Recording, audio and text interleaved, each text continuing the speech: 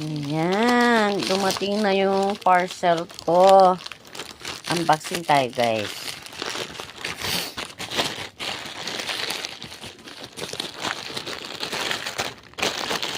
Wala kasi maghahawak ng camera. Wala si buddy ko, naglaro sa labas. Ito yung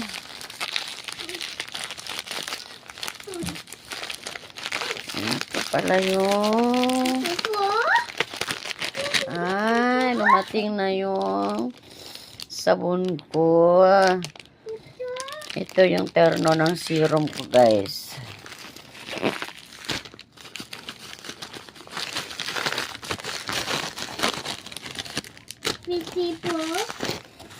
Sa mga gusto rin ito, i-PM nyo po ako.